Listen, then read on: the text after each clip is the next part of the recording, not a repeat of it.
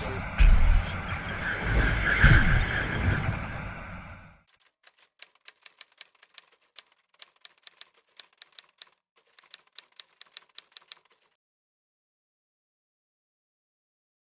Michael, thank you so much for joining. What's that behind you? Where are you? Hey, Brendan, great to see you, my friend. I am in Northeast Pennsylvania, about 15 miles from the New York border, an area called the Endless Mountains, or others call it the Delaware River Valley. And it's a beautiful, very rural part of the state. A lot of farms, a lot of agriculture, but we're blessed to have a home here. Nice. I wanted to just talk to you for a bunch of reasons. Obviously, I think what you've done in and around Proptech has been inspiring to so many people. And I think what's so interesting is that you've kind of had this almost like bird's eye view of the whole evolution and all the dynamics of this merging Proptech ecosystem, starting in New York and now obviously becoming nationwide and global. I'm just curious, like, when you step back and you think about when did you start in PropTech? Like, what year were you starting? I probably 2012, somewhere around that time. I remember, it was VTS, it was Comstack, it was a few others in New York. It was probably around that time. And what was it like back then? And how would you compare that to what it is today? Oh my goodness, it's such an interesting question, and it's something I don't reflect on that much. So I don't know if my words will be eloquent. They usually aren't. But just to take a step back for me, I've been in commercial real estate for over 30 years. So it's the only real industry I know. And in my previous life, I was an unsuccessful college student, and I was probably in my early 20s, 21 or what have you. I needed to find a way to make some kind of money. And I was always fascinated by news and media. So I went into the PR business. I didn't know anything about it. And so I spent the 80s and the 90s and much of the early 2000s in the world of real estate PR and media. And so it's an industry I knew really well and was extremely passionate about.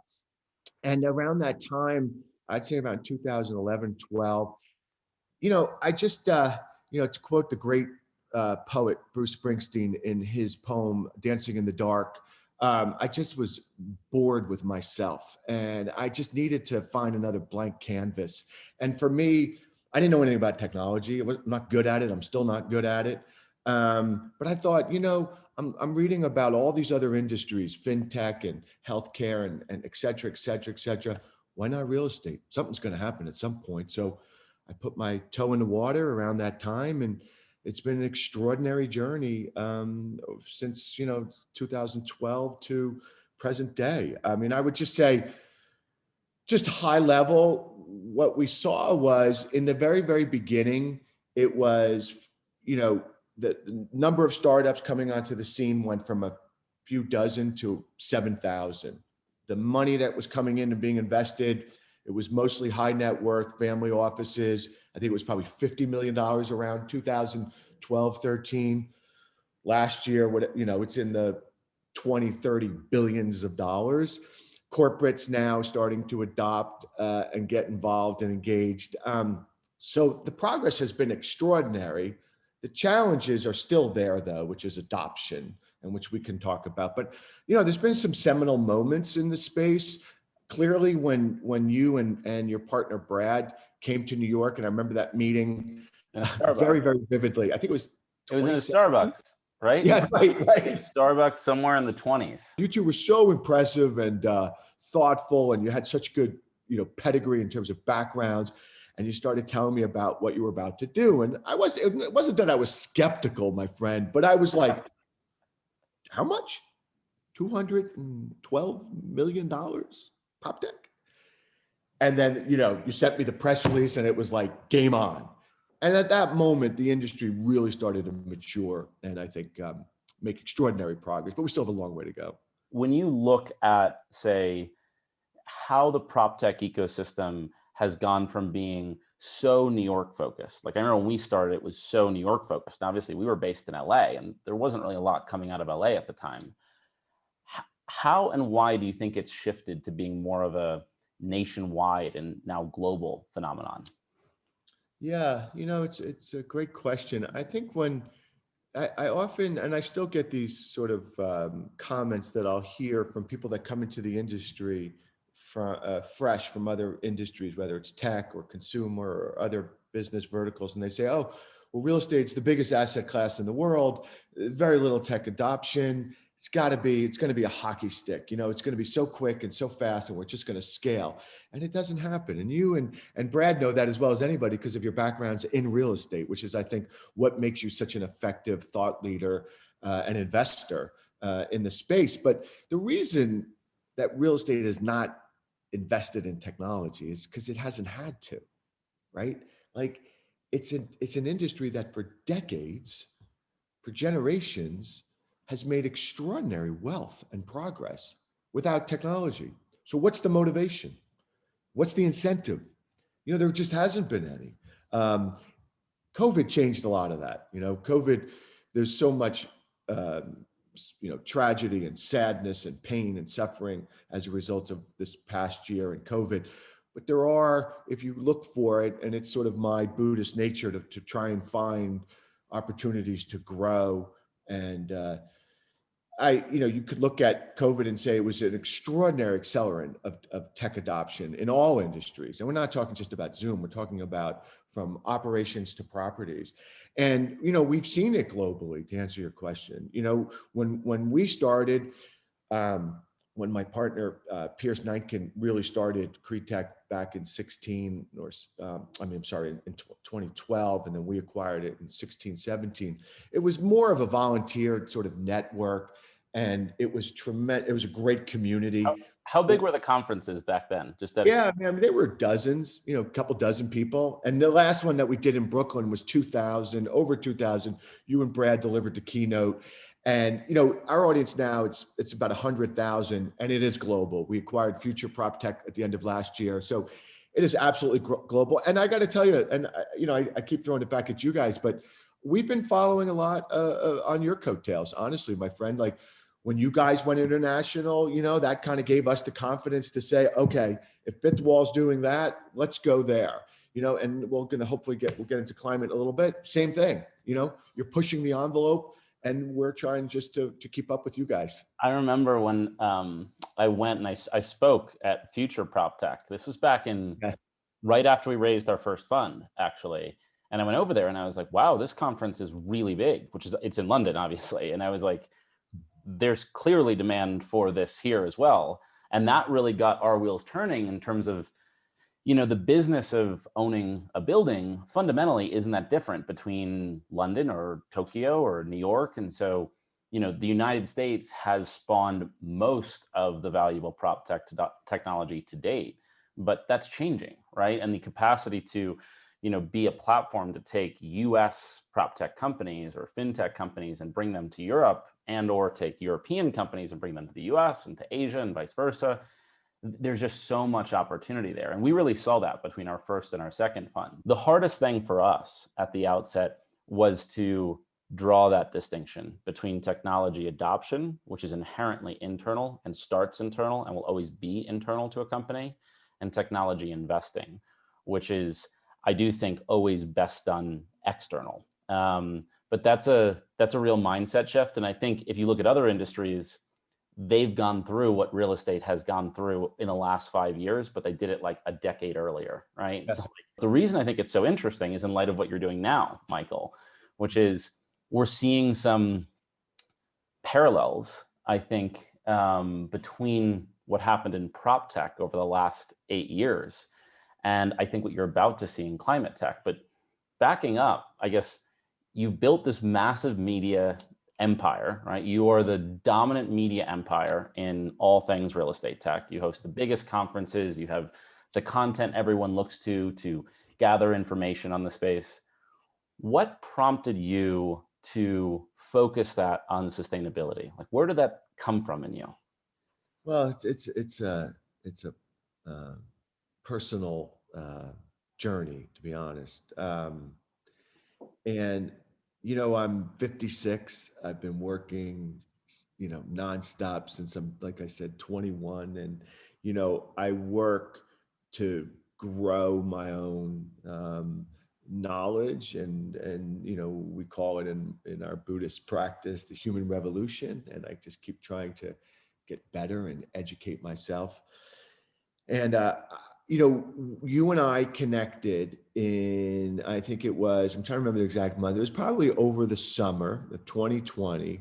And we started talking about the next conference. And, you're somebody I've just got such extraordinary respect and admiration for, and what you represent, what Fifth Wall represents with the team.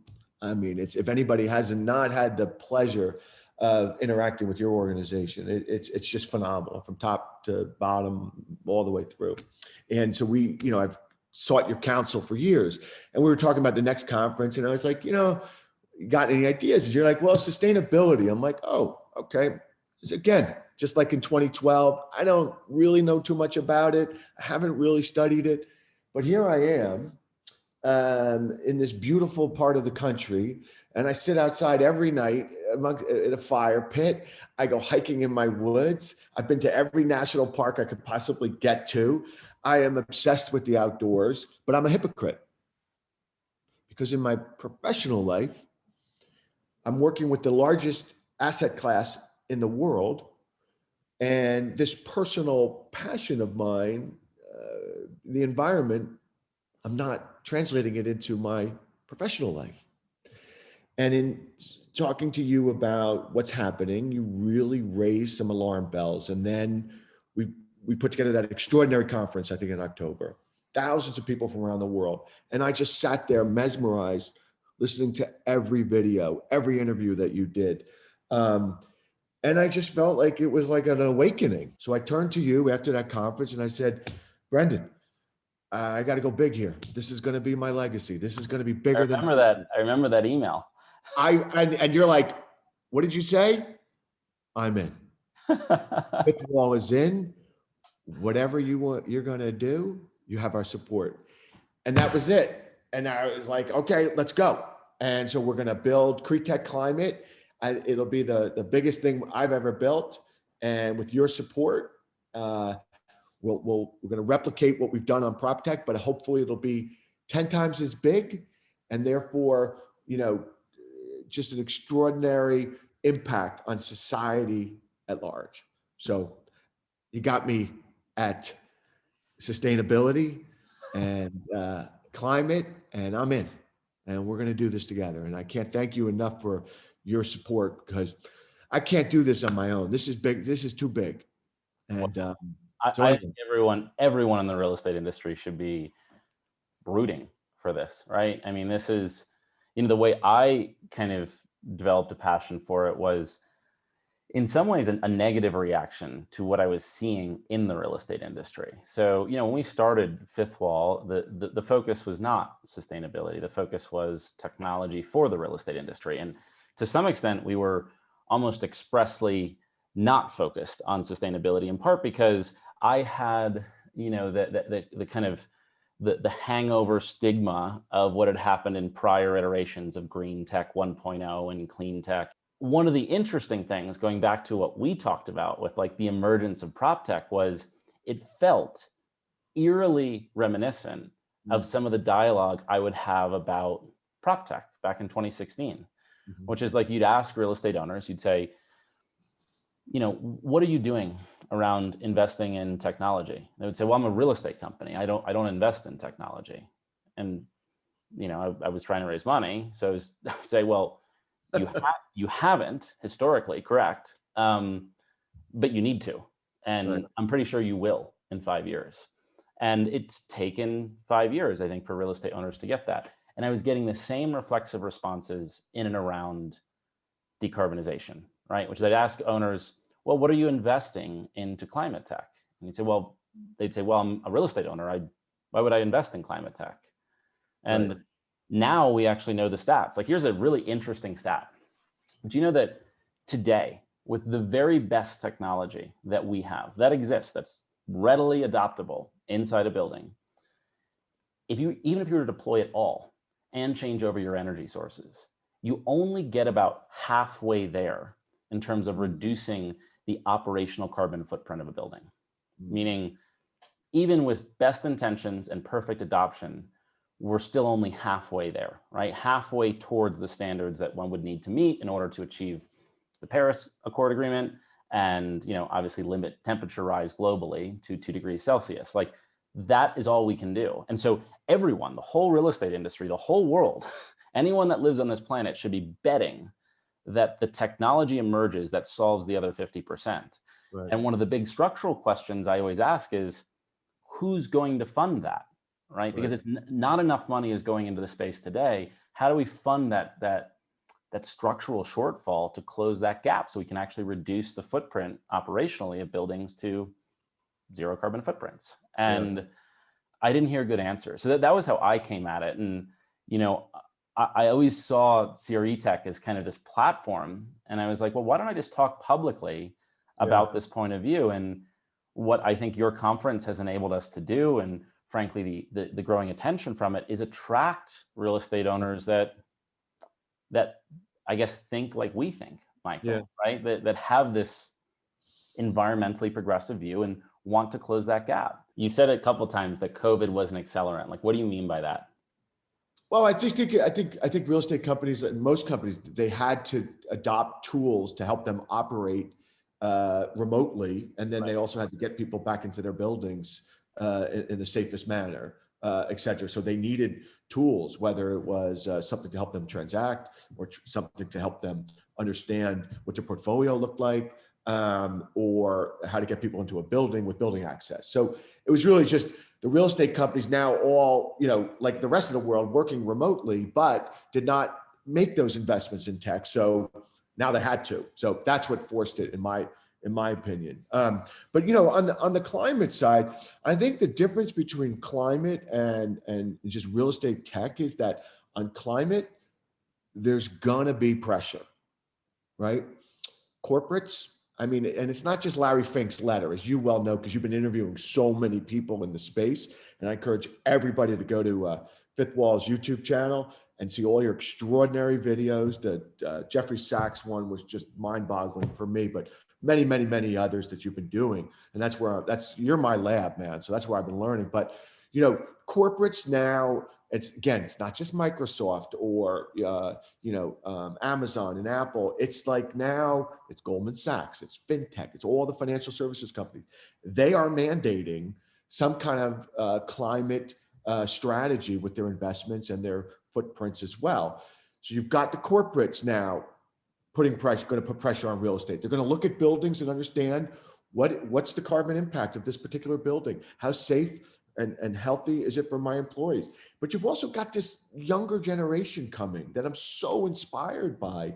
I can't tell you, since we announced just last week that Fifth Wall and CREtech were going to work together on this climate initiative, how many young people have been emailing me, finding me on LinkedIn saying, how do I get involved? These are college kids. And again, you're so knowledgeable in this space, Brendan. What is it going to take to get the real estate industry to accelerate adoption? Because the clock is ticking and we don't have time. So what do you think is going to do it? Are we going to have some kind of pledge, or is there going to have to be some financial incentives? Where's your thoughts on this topic? It's a great question. I'll take a stab at it because I don't totally know, right? We're still putting together what we think is a part of the solution, which is this global consortium of real estate owners to invest in climate tech to take collective action. And then it gets more granular than that. You really need all states in the United States to cooperate with one another and all cities to cooperate with one another. And the challenge is that when you take that down to its granular level, you end up with, big real estate companies that on their own don't have the capital, don't have the expertise to invest in, identify, and adopt the best solutions to decarbonize their business. And so that is, I think, almost definitionally a kind of frozen static state that we're in right now, where there's not a big pool of capital that's saying this pool of capital is expressly mandated to help the real estate industry decarbonize by closing that gap, that 50% gap I was referencing. So one part of it, honestly, I do think is something I hope to solve with Fifth Wall. That's really important to me, and I thought we were in a unique position to do that. And I think that's one part of it. I think that the other parts of it that are really important are regulators. And we've just left, right, probably the most environmentally regressive administration, certainly in our lifetimes. And it is now being followed by what is self-admittedly the most progressive administration around climate policy, which is what the Biden administration is proposing to do. I think you're seeing a kind of holistic federal change around climate policy, right? So what happened in New York, kind of the Green New Deal policies that have taken root in different forms in different cities, those are really important. And one of the reasons they're so important is that unlike other industries, the real estate industry can't move. It can't change locations. The Empire State Building will always be in New York City. You cannot move a building, right? And that, by the way, that happens in other industries where regulations change and car manufacturers move overseas, right? That can't happen in real estate. It is definitionally based in place. And so federal and local regulation, I think, is a big part of it. I think it's becoming increasingly clear to real estate owners that if they don't have a plan to reduce their operational and embodied carbon to zero in new construction, but also in existing buildings, they're going to have a very difficult time raising money, right? So it's cost of capital driven. Major REIT equity buyers, major commercial real estate lenders, residential real estate lenders, even now insurance premiums are reflecting both existential climate risk, but also climate mitigation action by the insured assets. And real estate is, if anything, it's a cost of capital business, right? Most commercial real estate assets are just physically instantiated bonds. So if you change the cost of capital, you change the behaviors of the owners of those bonds. So you change the behaviors of the owners and operators of real estate. And I think the last you touched on, which is this generational shift, right? I'm a millennial. This is more of a hot button issue for my generation than it is for the generation prior. This is a table stakes for the place you live, the place you work, the university you attend, the clothes you buy. Every aspect, every facet of your life now has to represent a sustainability ethos. And I think what is incumbent on people like you and me to do, Michael, is to make everyone, including that generation, aware that real estate has this outsized impact, right? You think about the things that intuitively come to mind to reduce one's carbon footprint. And some of them are almost meme-like, use a paper straw, don't drink out of a plastic straw. Of course, that's a really good thing to do. But in the context of one's holistic carbon footprint, that has a de minimis impact versus the building you choose to live in or the office you choose to work in. Yeah, and we can't do it alone. I mean, while CREtech has, as you know, my friend, a massive audience focused on real estate innovation, technology, investment. This we've got to go out 10 times, tenfold in the world that we need to get in front of. I think like what I see my role is that we're gonna go out to the marketplace and we're gonna broadcast what's happening, and we're gonna tell multiple stories about job creation, about ROI in terms of attracting tenants and attracting residents, about branding opportunities and all that. And we're just going to have to, I think, attack it on multiple fronts to tell as many different stories with as many different participants and players as we possibly can to try and galvanize this industry, but we've got to do it fast. There is an extraordinary sense of urgency, as you know, better than anybody. I'm so excited. I wake up every day. It's going to be hard, man. This is going to be, as I said, this is going to be 100 times harder than what we've done on the real estate tech side. And because it's calling attention to it, it's like you need to have the voice, right? And I think you have the voice, and I think CREtech has that platform. And then you need the muscle, right? You need to have someone actually like invest in the science. And I think hopefully that's where we come in. And I think what's so hard about this, but also what's so inspiring about it, is that it's so obvious why this is important. Alexa's talking to me right now. Well, she's probably giving you affirmation that keep going, Brendan. That's exactly. What she's saying. I She think said, right on. I can't say her name or she'll start talking again. But anyway, she's excited about this. She's rooting for us. That's it. I know she Um, is. anyway, well, look, Michael, I just feel like this is such an important issue, and I couldn't be more thrilled to be working on it with CREtech. I think what you've done in building an ecosystem and building a brand to support that ecosystem, and how every entrepreneur in that ecosystem talks about you, how every corporate talks about you, and that brand and that trust is so powerful. And I think it's so awesome to leverage that in this, as you know, what is self-admittedly for you a new space, but a space Mhm. that leaves a legacy, right? Leaves almost more of a legacy than prop tech on its own. And I always think about that even in terms of fifth wall. I was like, if prop tech's main purpose was to set fifth wall up to have an opportunity to reduce the carbon footprint of the most contributive industry on earth to climate change, which is the real estate industry, it was all worth it just for that. Yeah, And I imagine you probably feel somewhat similar. I do, my friend. Well, I do look at my own personal journey, and not again to make this too much about me, but I'm hoping that perhaps my story might inspire others to follow and get involved, right? If we, though, if those of us that have a voice don't do something about it, and now it's going to be too late. I've got a big real estate community, a big tech community, and now we've got to go with your support because I can't do this without you. I mean this, my friend.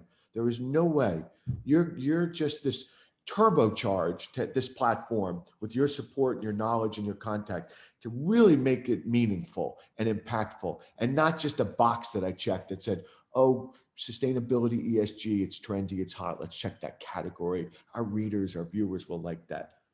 Bullshit. It's to change the planet. So I thank you for your I like time and that. your support, and I'm super excited. Well, I am thrilled to be working with you, Michael. This is going to be exciting, and I think we're both going to put our dent in the universe, hopefully, with this new initiative. So thanks so much for chatting. As always, I always love hearing your thoughts on everything. I'm super excited to be partners with you on this venture, and your support and your sponsorship of what we're doing is going to make 2021 the most critical, impactful year of my life, and I know that. So thank you. All right. Thanks, Michael. Be good.